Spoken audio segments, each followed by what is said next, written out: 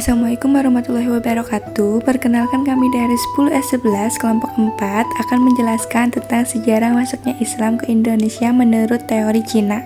Agama Islam sendiri berkembang di Cina pada masa dinasti Tang 618 sampai 905 Masehi. Menurut Suwanto Al-Qurtubi, pada masa dinasti Tang di daerah Kanton, Zhangzhou, Guangzhou, dan pesisir Cina bagian selatan telah terdapat sejumlah pemukiman Muslim. Sementara itu, untuk masuknya agama Islam ke Cina dibawa oleh Sa'ad bin Waqqas yang berasal dari Madinah, seorang panglima Muslim yang pada masa kekhalifahan Utsman bin Affan. Teori Cina mengemukakan bahwa pada abad ke-9 Masehi, banyak Muslim Cina yang mengungsi ke daerah Jawa, Kedah, dan Sumatera. Warga Muslim Cina yang berasal dari Kanton dan wilayah Cina Selatan mengungsi karena terjadi penumpasan kaum Muslim pada masa Huan Chou. Teori Cina adalah teori yang menyatakan bahwa Islam masuk ke Indonesia dibawa oleh perantauan Muslim Cina.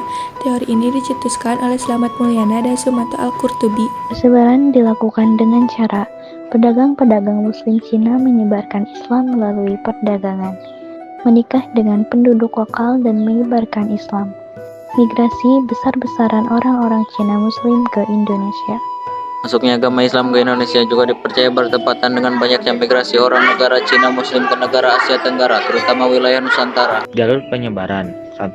Sumatera melalui pelabuhan-pelabuhan seperti Pasai dan Plaulak. 2. Jawa melalui pelabuhan-pelabuhan seperti Gresik dan Demak.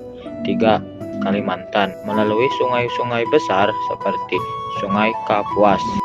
Bukti sejarah ada pada catatan perjalanan Marco Polo. Dalam persinggahannya Inapa, Marco Polo menuliskan catatan pada 1292 bahwa ia melihat keberadaan kerajaan Islam yang berkembang pada Soipu, yakni Samudra Pasai. Beberapa wali songo yang diduga keturunan etnis Tionghoa yaitu Raden Patah, Sunan Bonang, Sunan Ampel. Adapun kelebihan atau bukti yang mendukung teori ini antara lain adanya tradisi Cina yang memengaruhi budaya Sumatera bagian selatan, adanya masjid berarsitektur Cina di berbagai wilayah Nusantara, pendirian kerajaan Demak yaitu Raden Patah memiliki keturunan Tionghoa dari garis ibu.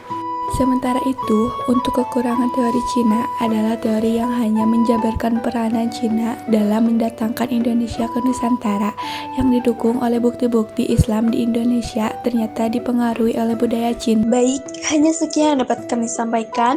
Semoga bermanfaat bagi kita semua. Mohon maaf bila adanya kekurangan ataupun kelebihan, karena manusia tidak pernah luput dari yang namanya kesalahan.